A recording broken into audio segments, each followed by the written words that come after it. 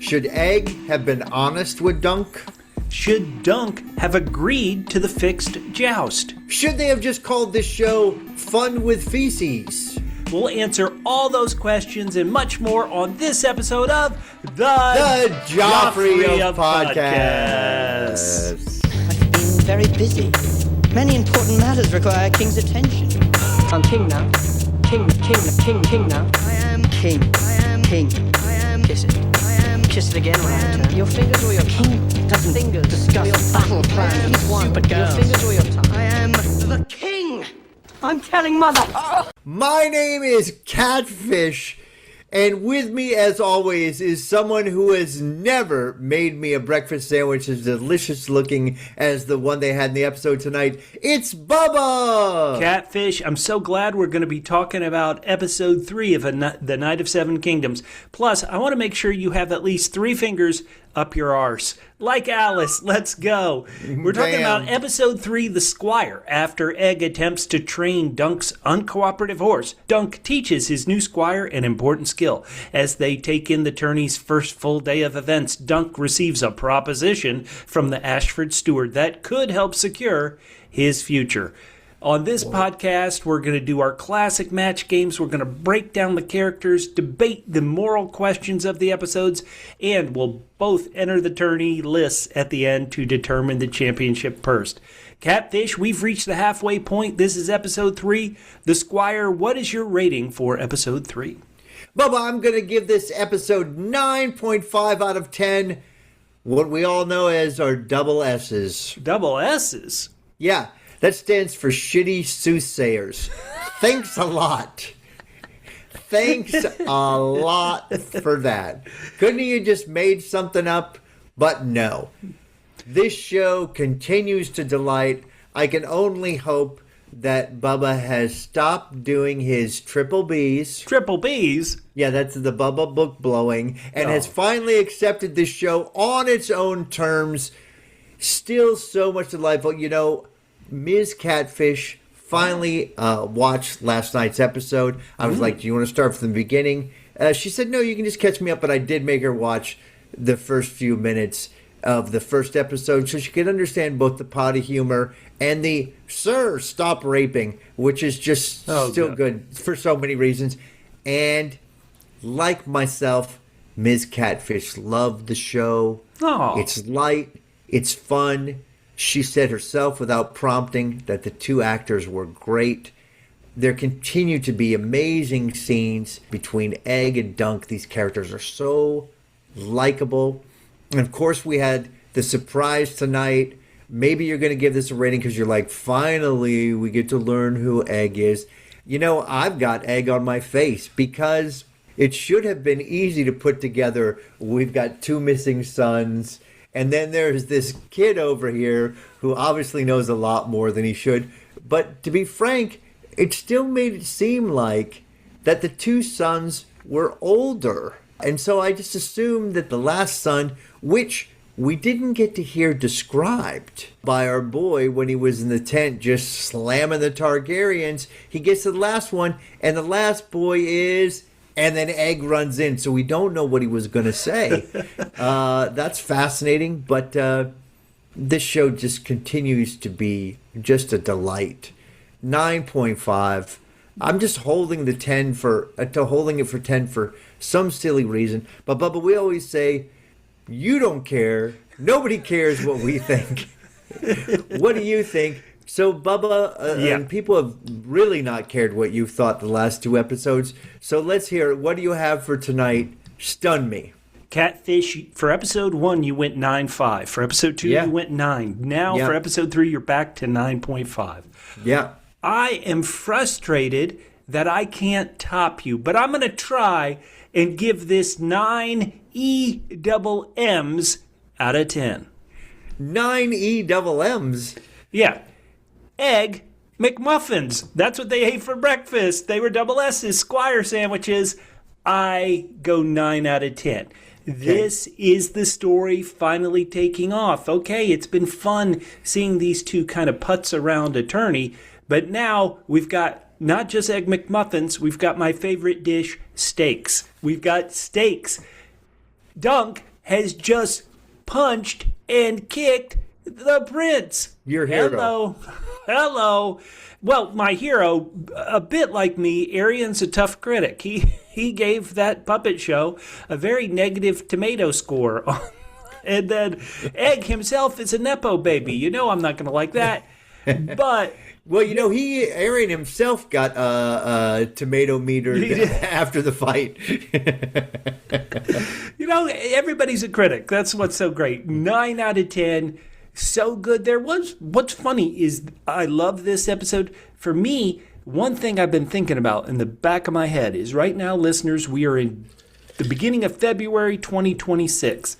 This show, back in fall of 2025, went through reshoots. So I'm watching every episode thinking, what could they have reshot? What scene could they have possibly put into this episode or other episodes? Because this episode felt really short. Maybe that's the reason why I'm not 10 out of 10, is this one felt really short to me. But that's a sign it for sure was like 28 or less minutes. Yeah, it just flew by, and maybe that's why I'm not 10 out of 10, but I loved it. Catfish, you keep saying no one cares what I think.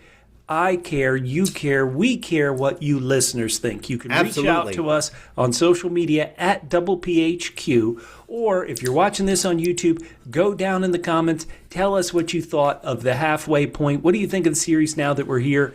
Give us a like. Please subscribe if you haven't yet. We want you on this journey in Ashford at the tourney with us. We need you to help us out so much. We just finished episode 3, but for everybody listening to our podcast in real time, these episodes come out Sunday night, except this coming week in 2026 is Super Bowl Sunday. So HBO is going to release episode 4 Friday, whatever day of February that is, on Friday instead of Sunday. So it's at midnight Pacific time on Thursday into Friday. Wow, we're going to get the next episode. Well, Bubba, really I see this is a good thing for you because I see you're representing your football team, so they must be in the Super Bowl this year, the Atlanta Falcons. For those of you watching, Bubba is repping his Atlanta Falcons, who must have had so much success that they are in the Super Bowl. And Catfish, I won't correct you because you're correct. Go Falcons in the Super Bowl. Hey, listeners, we do care what you think. This show is, I think, got a loyal fan base. What's interesting is compared to previous Game of Thrones, A Song of Ice and Fire, Westeros-y shows, is this one the biggest fan base, or is the fan base kind of a small, passionate fan base about A Night of the Seven Kingdoms? We need you to tell us where you are on your fandom scale. And we love your participation so much, Catfish. You know what time it is. What time is it, Bubba? It is time to go to our world-famous Song of Ice and Fire match games. Here's match game question 1. Well, are you going to get the bell ready? It's ready. Yeah, trust me, it's ready. Okay. If you thought Prince Aerion had a bad reaction to the puppet show, just imagine what his reaction would have been if he'd seen blank. If you thought Prince Aerion had a bad reaction to the puppet show, just imagine what his reaction would have been if he had seen blank. All right, Catfish, what do you got? If he had seen... The end of Game of Thrones. Come on, that's got to be the obvious answer. Season 8 fan, not so much, is what you're saying. He would have, yeah, I mean, at least, spoiler alert, dragons didn't do so well there either, did they? Good answer, Catfish. My answers, I'll just say it right now, I don't know where my head was at. It was not in great match game answers. So read the question and I'll give you mine. Hopefully it'll make some sense. If you thought Prince Aerion had a bad reaction to the puppet show, just imagine what his reaction would have been if he'd seen Cats, the musical. I'm sorry. All right. I was trying to think of what was worse. What could possibly be worse than the puppet show? That's pretty bad. All right, Bubba, keep going. I'll read the question. Just imagine what his reaction would have been if he'd seen Gen X Cat Mom. He said if he had seen Dunk's diarrhea display at Triple D. Oh, man. But these are all very close matches. So you ready? Here we go. So that was from Patrick DeVero, who's at SoccerPatch11 on Twitter, said, imagine his reaction if he'd seen Sir Arlen's hog. But that matches Hunt Pants, Holly Hunt Pants, our friend on Instagram, who wrote, if he had seen Sir Arlen in all his glory, hey. Then that matches our good buddy Matthew Murdoch on Blue Sky. He said, imagine his reaction if he'd seen Arland of Logland taking a whiz. Oh my goodness, no, hold on. Then Nicole of Nightwolf Nim said the opening of the last 2 episodes. So that's sort of a semi-ring with Gen X Cat Mom and all the Sir Arlen's Hog Log jokes. I know, oh, so good. But then, Catfish, we can always count on our listeners to truly bring theirs. And there's some very good ones. So Bill's Mafia at Revere Terry on Twitter. Imagine his reaction if he'd seen his name in the Epstein files. I don't know. He might have been proud. Right. Look at these leaders of men I'm with. Null Chess Test Channel is apparently a film critic of 2025. He said, imagine his reaction if he'd seen Dwayne Johnson in The Smashing Machine. Ouch! And Dooley's left leg said, just imagine his reaction if he'd seen Into the Future and Rhaegar's death by a scorpion at the hands of evil Uncle Euron. That's pretty close to yours, Catfish, the end of Game of Thrones. That's pretty good. Oh my god, this is very bad because boy, this is bad. I think, imagine our reaction, all of us, just imagine what his reaction would have been. For Jack Klompus at BTMac11, who always slays me, imagine his reaction if he'd seen George R.R. Martin in a Speedo. Oh, please Jesus. No. Please no, but then here we go. Get ready for some matches, Catfish. A true hero at Nicholas Fortuna on Twitter. Imagine his reaction if he'd seen the final season of Game of Thrones. Yeah! And Caro Joso, another great listener on YouTube. Imagine his reaction if he'd seen how the last season of Game of Thrones ended. Hell yeah! All right, but another one off Catfish, the board. this is it. Brilliant. This is it. This is it right here. Patrick, I'm Patman Spinago at Patman at Blue Sky says, imagine his reaction if he'd seen the Melania documentary. I have been laughing about that for about 12 hours after Batman suggested that. Like, oh my god, fingers would have been broken, toes. I mean, he would have really, oh my god, he would have had the theater to himself, but oh my god. Oh, so good.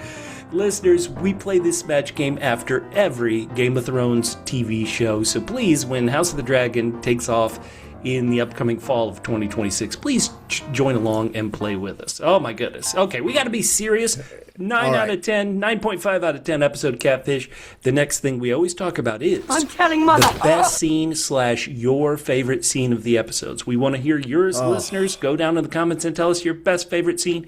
Catfish, what is your, hey, if you want to tell us Miss Catfish's favorite scene of episode 3, let's hear it. Well, her favorite scene was not the song about Three-Fingered Alice, but Bubba, Okay. I think this was after she remarked on the actors and just how great they were after my favorite scene. Now, look, all the scenes that are long are great, except, I mean, the scene in the woods with Hair Spittoon, that wasn't great, but my favorite scene was that long scene with Dunk and Egg, where Egg talks about how he'd like to live this simple life, and he's like, and then I'll come back and I'll marry the second most beautiful daughter of the king, and Dunk's like, what about the first? And Egg's like, that's you, bro, you got this.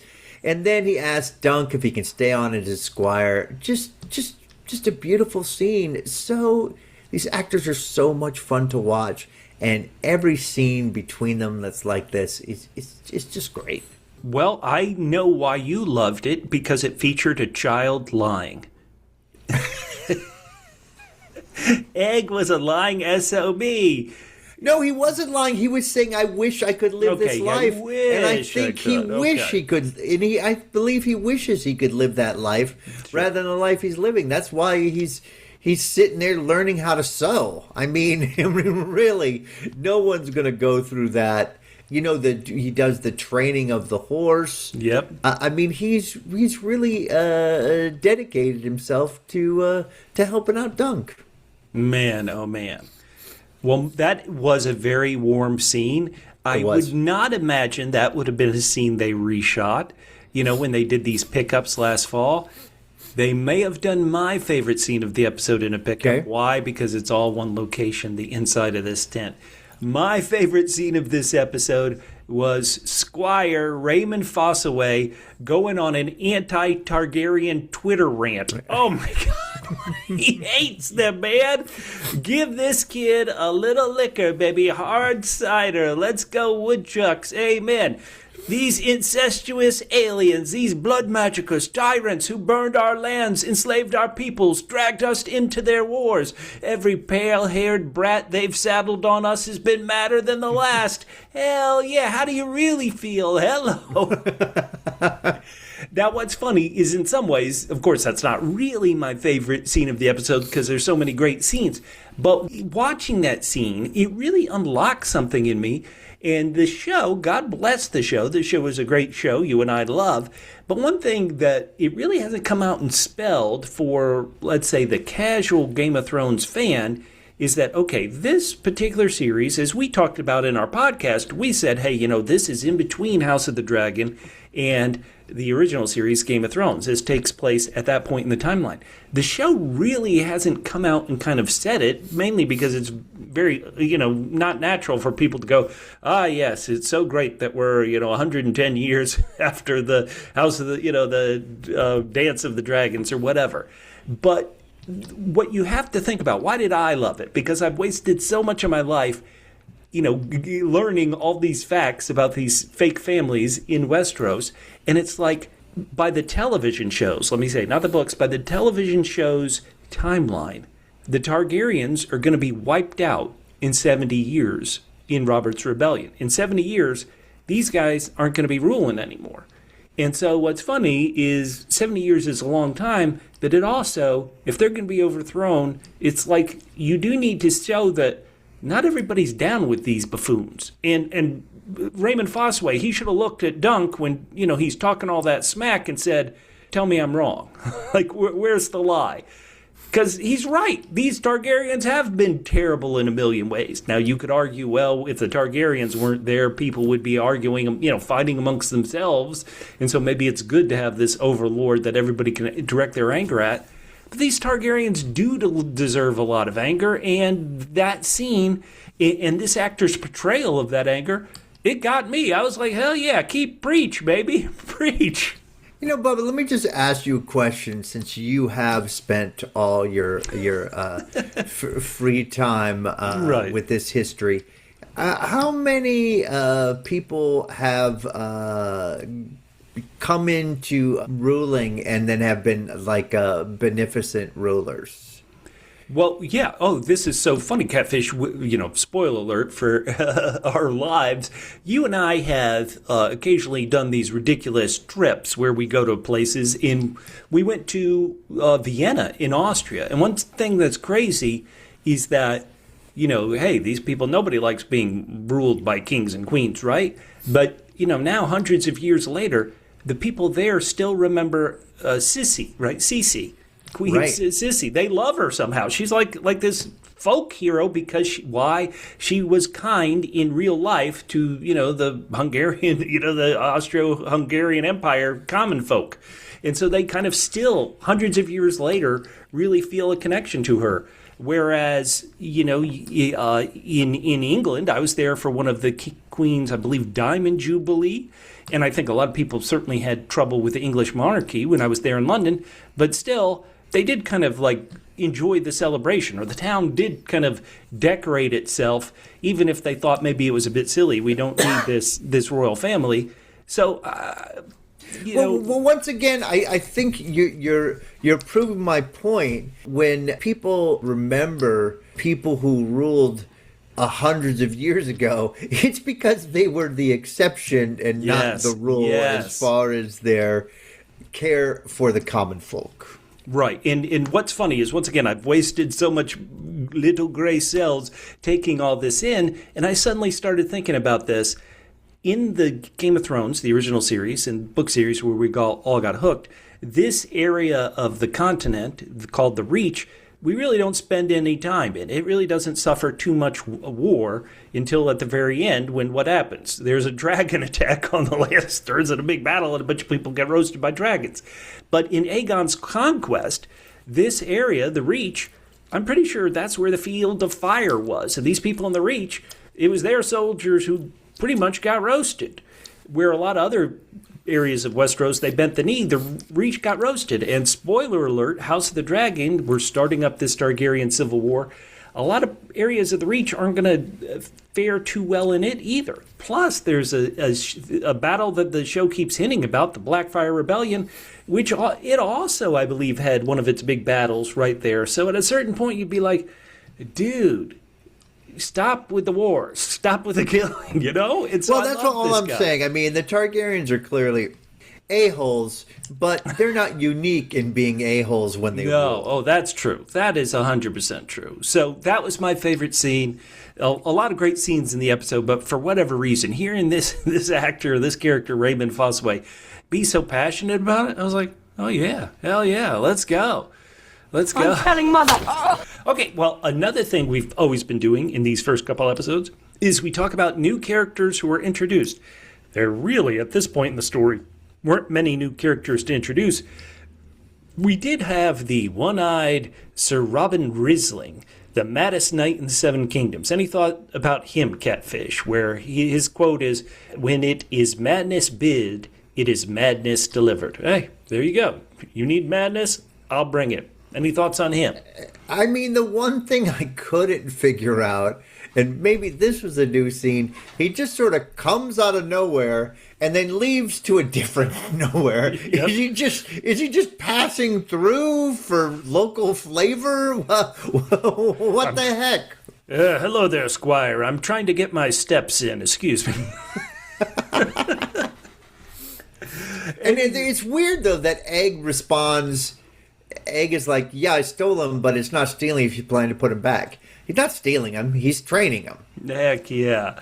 Any thoughts about a character? I'm not sure he had any lines in the episode, but good old Sir Humphrey Harding. You know how there's Sir Duncan screaming in pain as Sir Duncan the Tall. We've got Sir Humphrey Harding, the crushed of former horse owner, or I guess new horse owner, depending on how this all went down. Oh, any thoughts about him? That's a bad way to go, man. That's a bad way to go. I'm glad they didn't show we did, as soon as the guy took out the thing, we didn't need to see any more. Luckily, they didn't go the whole way with it. Yeah, you say the word luck, and for HBO in that show, luck, we've seen enough horse trouble. Oh, man. It's crazy because I was actually thinking of Luck watching them do these stunts with the horses because, again, and sadly, Luck did lose a lot of horses shooting that show. So hopefully none in this one. No, I thought about it when Egg was training that horse on the grassy field. I was like, boy, I hope they really tested this field. There are no potholes anywhere or anything. Oh, my goodness. Hey, Catfish, let's introduce a new segment, and maybe because we don't have as many new characters to break through, let's talk about moral dilemmas. Let's look to the seven above, the old gods. And am I supposed to answer the way I want to answer or the way that I think is morally correct? Because those are clearly two different things. I think our audience at this point knows they want you to answer the way you want to answer, Catfish. So here we go. Let's go. Based on this episode, would you go along with the, hey, Sir Andrew Ashford will take a dive, you win scheme? Would you go along with it if you were Dunk? Well, I mean, he does say something correct to Dunk. You're planning to win anyway, aren't you? Right, yeah. And in fact, I'm not even sure why he needs to involve Dunk in this plan. Dunk's planning to win. The other guy's the one who's taken the dive. You do need, if based on the show, and I think this is the way in the book, it's like Dunk has to challenge somebody.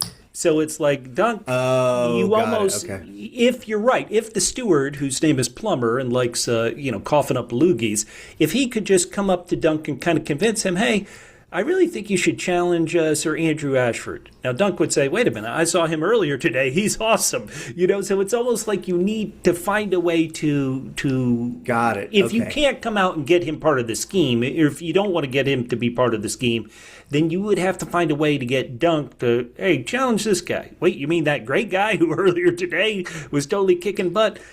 So I almost think you do kind of need to tell it. Okay. There's also that makes sense. There's also the thought of the way these jousts work, right, is that there is a chance if you knock somebody off their horse, then it goes to like a sword fight. That's what we saw in House of the Dragon and stuff. And so maybe you're kind of like, you really want him along because it's like, listen, nobody's going to get hurt too bad. You're going to knock Ashford on his butt, and then, nada. This reminds me of another question I didn't think of. So if somebody defeats somebody, as Sir Spitz-a-Lot says, you'll get his horse and armor. Yeah. But then if Dunk loses to somebody else, does he just give up his stuff, or does he have to give up everything? In other words, does the winner of this contest end up with 30 horses and 30 pieces of armor, or are you only putting up your original group of items? Well, that is a great question. I think it's only the original group. I don't think you could suddenly end up with freaking needing to build a damn barn because you got 30 horses. Well, in that case, for sure, because then he's still got stuff. I mean, in any case, I'll definitely take a bye here into the next round. Yeah, like what is Dunk's goal? Dunk's goal is to kind of win, get some renown, and hopefully get taken in. He said it earlier. Hey, maybe a noble house will take me on as part of their posse. He can achieve that. Admittedly, it's quote unquote not honorable, but it also means nobody will get hurt. He won't get hurt. There are, if you're willing to make this professional wrestling, what's you already called him a lying faker last week by saying he's not an actual knight. Sure. So what the heck? Let's just keep going. Okay, listeners, what would you do? What is your moral or no moral dilemma? How about this? In this episode, our boy Prince Aerion, Bright Flame Targaryen, stabbed a horse through the neck, his opponent's horse through the neck. But in the first episode of House of the Dragon that I keep bringing up, in that show, the character Prince Daemon purposely tripped his opponent's horse. Which is worse? Both of them seemingly, this is evil cheating, right? Going after the horse is kind of dishonorable. Is it worse to trip the horse and then you really make sure that your opponent falls on his face and really got injured in that joust? Or is it more honorable somehow to stab him in the neck, where at the very least Harding could have maybe knocked Aerion's lance away? What's worse? Yeah, this is a true moral dilemma. This is a true immoral dilemma. I don't even know. Immoral dilemma, hell yeah. Okay, the immoral dilemma, I guess it's worse to stab a horse through the neck, because if you trip him, he could still be okay. Oh, good point. And the person could throw themselves off the horse, so theoretically the horse and the rider could be okay. But when you get him in the neck, he's definitely not going to be okay. Immoral dilemma. I love it. Okay, let's go back to the moral side, or maybe immoral side. Egg, through 2.5 episodes, was misleading Dunk about who he was. He was a poser, posing as one of us, posing as a common man, and he wasn't.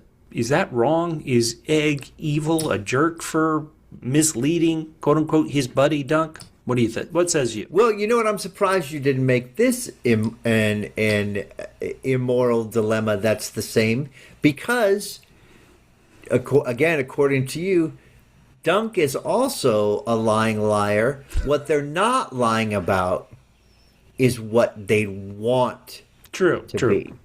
They're lying about what they are, but they're not lying about what they want to be, what they hope to be. So he's definitely not a jerk.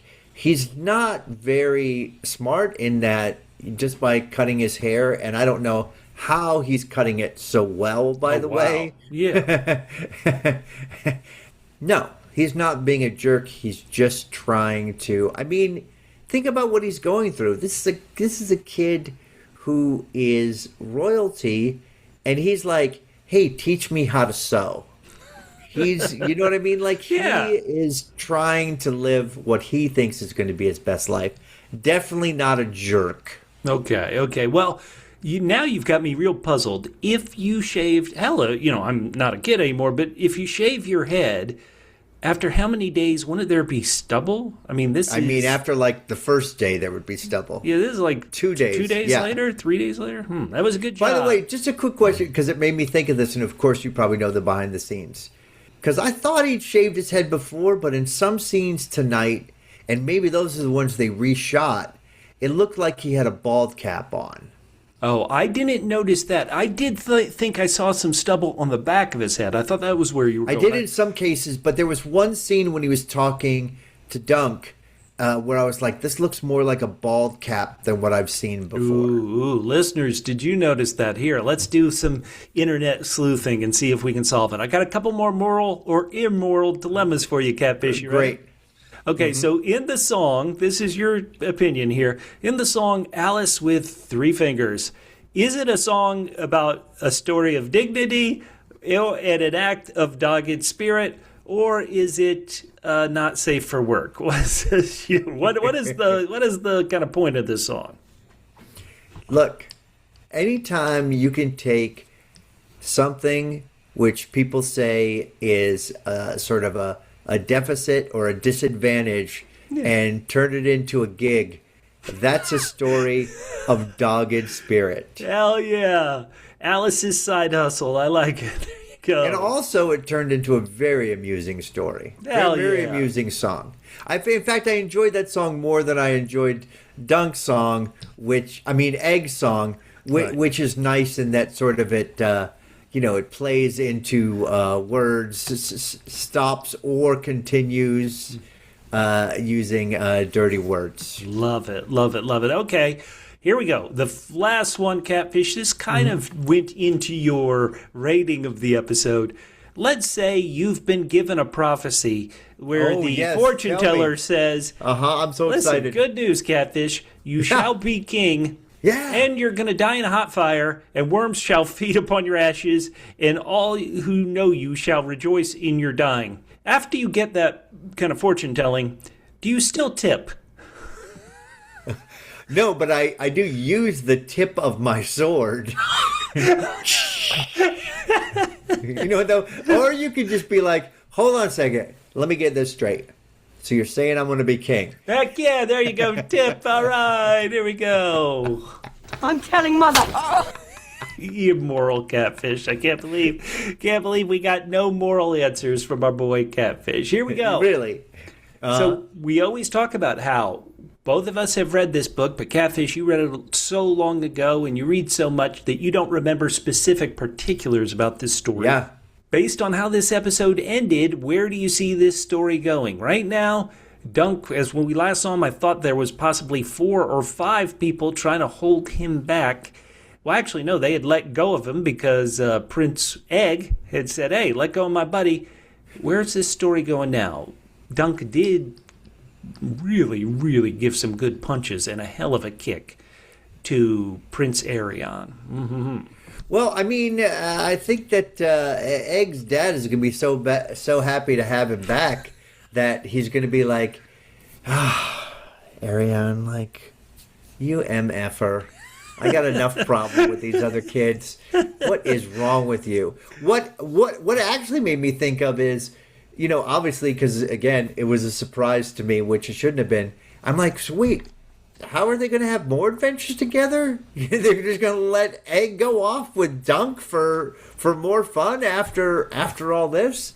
So I don't know. It does make me think somehow I still don't think Dunk's going to win the tournament, but somehow it seems as if he's going to, if he's going to hang out with Egg, certainly his position is going to improve somehow. Well, think about this. So their father, remember, is the white-haired guy who was introduced as and his brother in episode 2. Yeah. So that guy's super grumbly at the meeting. Right. That guy's going to come back and say, wait a minute. You punched my son? Oh, wait, you found my other son. Yeah, fair enough. Have fun.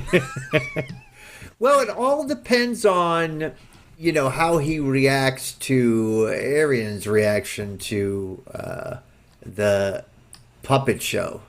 I mean, the production values on this puppet show are effing amazing, so should at least appreciate that. Well, I just want the dad to come back and be like, son, what the hell happened? Aerion, well, Dad, they were insulting our house. Oh, that's terrible. Let's kill them. How were they doing it? Well, in this children's puppet show. Wait, what? So, yeah, it'll be real interesting. You can be grumpy. This guy's going to come back. People don't change. He's going to be grumpy at everybody. He'll be upset at Dunk.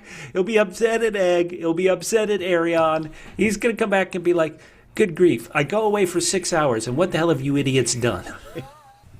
All right. Well, he also might be mad at Egg because Egg was with his other brother, and now we probably have a pretty good idea who that other brother is because we saw somebody else in the same place we saw Egg. Yep. And so that brother was described as a drunk who the dad was going to make participate in the joust, and he didn't want to.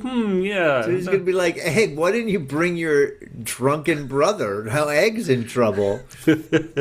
Listeners, if you have not read the books, where do you see this story going? We have really entered the crossroad, the crux of the situation here. Dara, as I was describing it last week, Aunt Beru and Uncle Owen, they gone. And now we've got to get on with this adventure because a lot of people not too happy with Sir Duncan the Tall at the current moment. No. All right, well, Bubba, let's go on to our second match game. Here we go. And once again, these are thought of by Bubba, but I'm going to take credit for this one just so he can answer first. Sir Lionel, the Laughing Storm Baratheon, released his first album of songs entitled Blank. All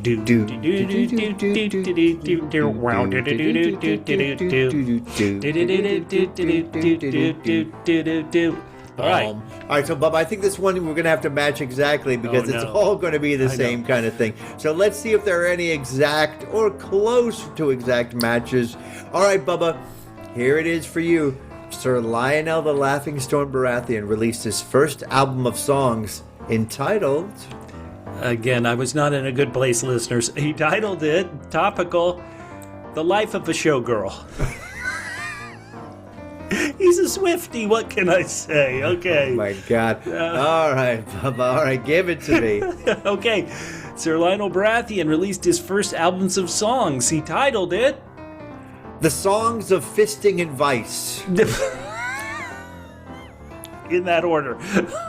Yeah, well, he's fire and ice, so it's fisting and vice. There you go. Okay, wait, I think there are going to be some matches here.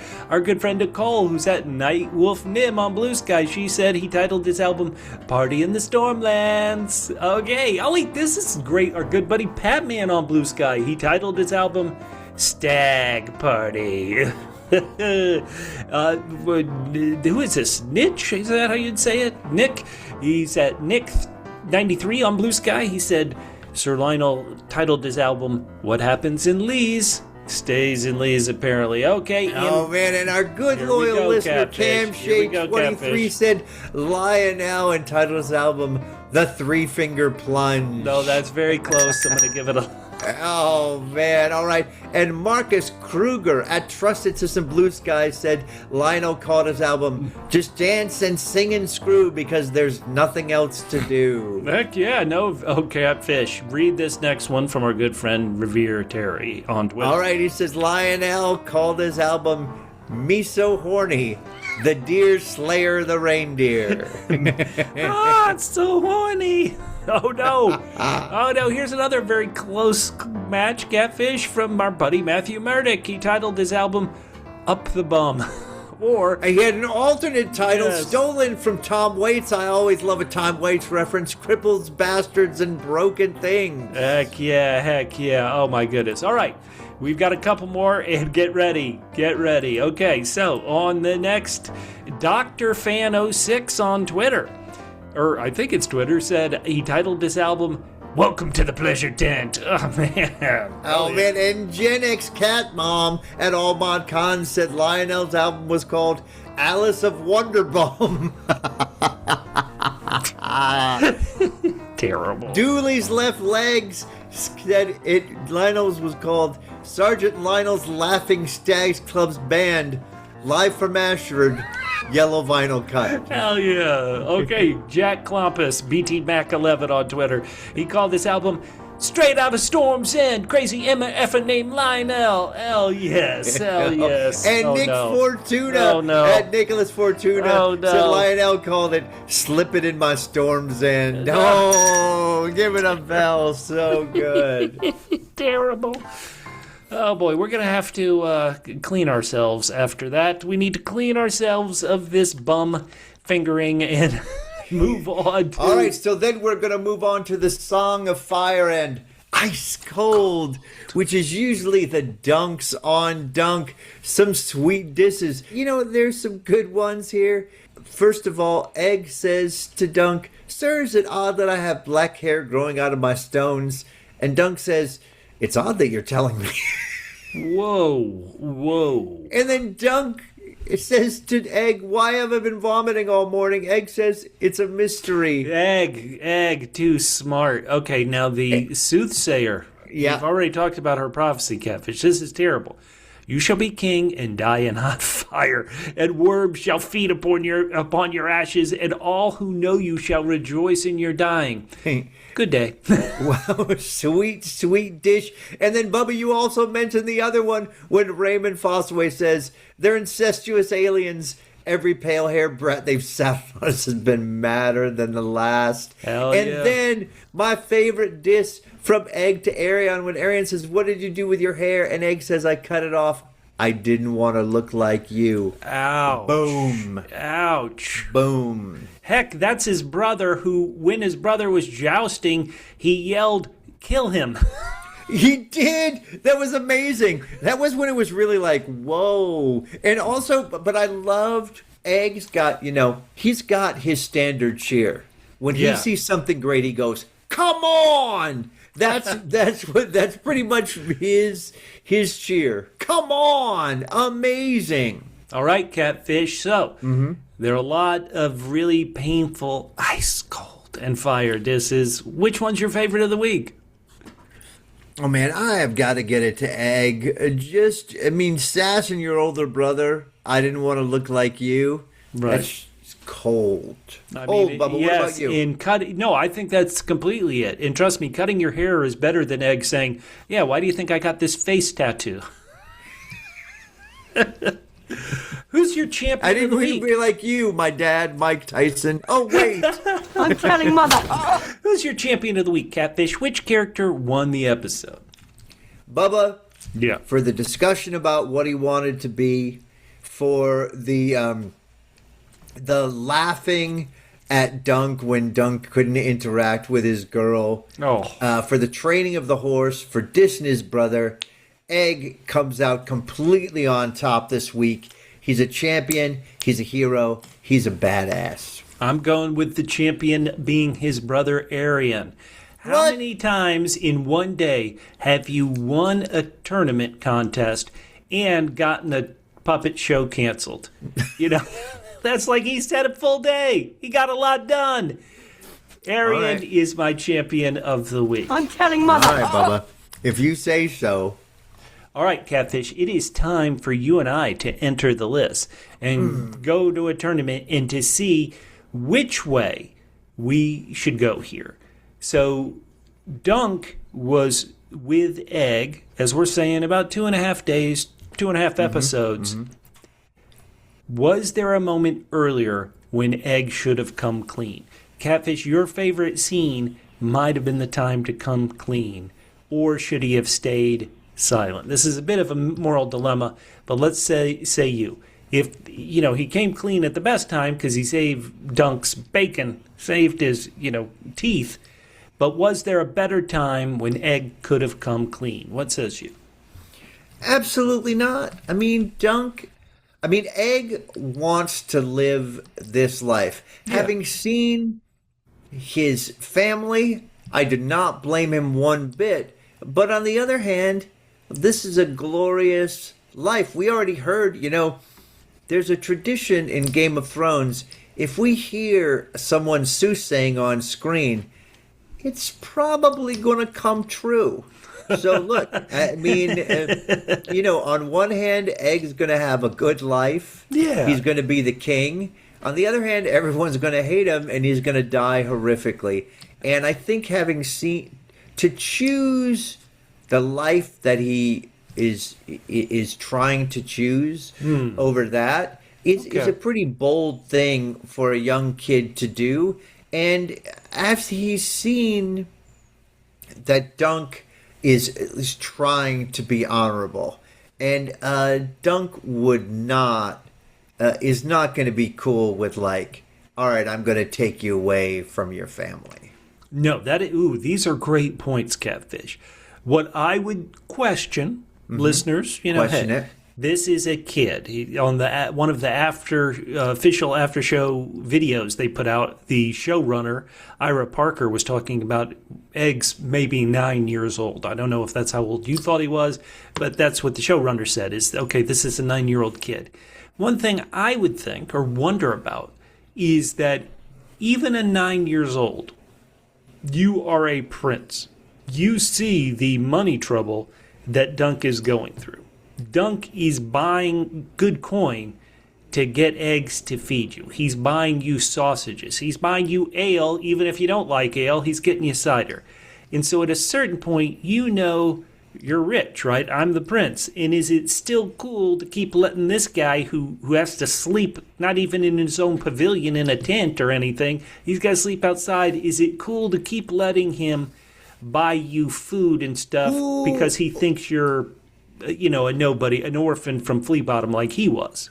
Well, who's sleeping outside with him? It's not like Egg's True. Peace out, I'll see you in the morning. Right. I'm going to go sleep in a beautiful feather bed. See you, buddy. Yeah. It's not like Dunk is broke. He needed to sell the horse to get his armor. Obviously, He's got a little extra money there. You can blame Egg for not wanting to eat salty beef tack right after you've eaten it yourself for 2 days straight. Yeah. But he could, admittedly, I don't know what he ran away from his older brother with, but you would think he might have some coins on him where he could say, Sir Dunk, let me see if I can scrounge up some food. And then he comes back with, a full basket worth of delicious stuff. Well, Dunk would still question. Presumably Egg's got money on him and would use it if things were dire, but things haven't been dire.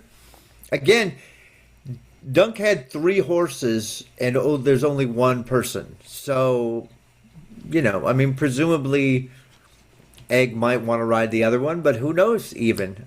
Come on. Egg is given his all here. Okay. You need to cut him some slack. I've cut him plenty of slack. I'm saying that maybe at a certain point you do kind of give up the ghost about, hey, like Dunk in this episode says to him, did you ever know your father? And couldn't he say, yeah, I just saw him at the tourney grounds yesterday, right? But they were talking about knowing. No, I know, you but know what I mean? Come on. Kids, I know what's wrong with these kids today. You're a hater. You're a hater. Listeners, what do you think? Was there a time when Egg should have told Dunk the truth? If so, go down on those YouTube comments. Let us know. Give us a like. Please subscribe. We need subscribers. Like Dunk needs some help now that he needs his teeth. I'm telling Mother. Absolutely. All right, Bubba. Yeah. This is the great time. we talk a big story about nobody cares what we think, we care what you think. That's why we save what you think for last, because it's the best part. Hell yeah. So we got some feedback already on episode 3. First from Nick Fortuna. Oh. Again, said, just finished episode 3, and for a reveal that everyone already knew, except for me, I was still pumping my fist. I absolutely love this show. Heck yeah, Nick. Thank you so much. Camshay23 wrote us, and she said, episode 3 was so good. Egg is the best. Here, Catfish, she did higher than you. She said 10 out of 10. But then what happened? She minused half a point like you did. But she 9.5. said for douchey McDouche killing the horse and then breaking the puppet girl's finger. Dunk is my hero. I love Egg taking his place as prince and telling his brother off. Hell yeah. Thank you so much, Camille. So good. And then now we've got some feedback on the last episode from our Triple L's. Triple L. Late loyal listeners. Aw. Now, Dooley's left leg says, an ice cold filled pod last week. Catfish on fine form with Sir Arlen's subject matter, and Bubba panicking through half the pod thinking after all the edits there will only be 7 minutes of broadcastable material. I was going to say no need to worry, it was all done in good taste, but that would make me a Triple L. Triple L. Lying loyal listener. I think Catfish will be fine. The fair maidens amongst the listenership know what to expect by now and actively joined in with the match game answers. There you go. Caro Joso, Caroline on YouTube and other social media apps gave this episode the same rating. Episode 2, the rating that you did, Catfish, 9 out of 10, but quadruple D's. Quadruple D's? Daydreaming Duncan Doubts. She really enjoyed the episode, and guess who her favorite character is? It's the girl who still has all her fingers, but at least one of them is in not good shape. It's Tansel Too Tall. Oh. In the last episode, Caro Joso wrote the jousting scene was amazing. How cavalier the heads of the houses are to put their bodies in such peril because of boredom and pride. That's a great Tansel too young for Dunk? Remember, we were talking about that. You were talking about that, Catfish. Yeah, Is I was. she too young to be flirting with Mr. Dunk or Dunk flirting with her? Caro said, we have to assume that everyone older than Egg is of quote-unquote age, since isn't Dunk supposed to be like 14 or 15 in the story? Well, that actor is 30, so he is definitely not 16. But in the book, the novella, he is about 17 or 18. She continues, it is only the actor who looks and actually is older. Plus, in Westeros, when did age ever get in the way of coupling ever? Anyway, Walder Frey liked them young. Now I'm, with all this Epstein stuff, I'm not sure we should be using Walder Frey as an example, but she said she's looking forward to episode 3. Thank you so much. Right. I think all the people in the Game of Thrones universe that have gone after younger women, we were not supposed to be fans of them, except, of course, your hero in House of the Dragon, one of the former doctors. One of the former Doctor Who's, Matt Smith. I hate Prince Damon. Okay, keep going. What did Ronald say? All right, Ronald Bolton said, for episode 2, I give it 9.5 out of 10 quadruple S's. Wait a minute, quadruple S's? That's a supersized salty sausage. The edit. Bubba needs his brain drain to settle down. Oh, no. As a non-reader of the book, I'm loving it. Great. My favorite scene is the final scene when Dunk realized after watching the joust that his sir was not the great knight that he thought he was, and that he has put everything on the line to try and establish that his lord's legacy could be proven through himself. This is a moment of self-realization that points to where he must succeed to some level for himself. Very sweet, and also Rocky-like. He's appealing to you, Bubba. There you go. In regard to whether Sir Arlen knighted Dunk or not, if you remember the opening scene of episode 1, Dunk says to Arlen in his prayer, I'd bury you with your sword, sir, but I'm afraid it'll rust. If he'd been knighted, he would have had no reason to say this. Everyone seems to have overlooked this comment. It appears to me Dunk never got knighted by Sir Arlen. Am I wrong about this take? Dunk does say this, but why? If he'd been knighted, the sword would become his. No reason to say it. Ouch. Well, keep watching. The question is, will we ever find out? I know there is another big flashback coming based on early reviews of this show. Thank you so much, Ronald. Jim Rodney on episode 2, he said, dang, definitely feel inadequate compared to Sir Harwin. All right, Matthew Murdoch says, great job as usual, Double P. Thank you. Bubba is stuck on the underrating episodes and Catfish is stuck on poop and pee-pee humor. Things seem pretty normal around here to me. Now, last week, you and I, in our jousting Catfish, we debated, should the show keep this R-rated content, or should it have made this content a PG-13 kind of show? Hobo Deluxe 007 on YouTube wrote, maybe I'm getting old, but the R-rated content doesn't fit the tone of the rest of the show to me. Okay. Three things stuck out. The poop scene, the graphic description of the impaling chair as a joke that he thought felt flat, and then he said the manhood of Sir Arland was unnecessary and not fitting with the rest of the show. So that's Hobo Deluxe's opinion. Okay. I can see that they could do it without it. Our good buddy Seth Bell, great listener. Said, it's been 2 years since I read the book. I remember it being highly suggestive that Sir Arland was a horrible person and a passable knight. Oh. Yes, solidly good so far. Should it have been PG-13? I'd have liked that selfishly. It would have been an easy on-ramp for Game of Thrones for my oldest. Wow, yes. It's so funny. Nephew Paul, who was on a couple of our podcasts for his, Gen Z, or actually Gen Y, whatever it was, he's now, 18, and so would he be old enough to watch this show? Wonderful. Certainly, I'm not sure I want him seeing Sir Arland man fly to ground. Our good buddy Pat Man, who said no, HBO should not have made a PG-13. He thinks the fan base has been going wild with Sir Arland of Pound Town references, and he enjoys that. There you go. Oh, my goodness. Okay. And Peter Perkins is along with me. The teen boy in him says it should have been rated R for the nudity at least. Heck yeah. He should have said, give us more nudity. I know. Where Less stabbing of horses and more nudity. I think everybody would agree with less horses dying. But on this show, in these jousts, R.I.P. horses. Oh, boy.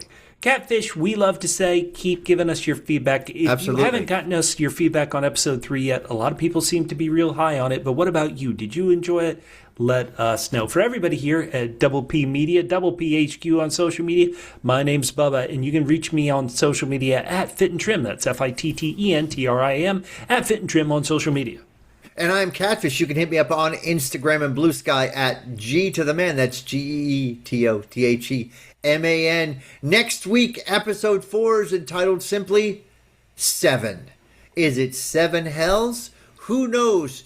We'll find out, and we'll talk to you about it next week on the Joffrey of Melania's documentary. Oh, no. You had to ruin it. Batman, I was laughing about that for like hours.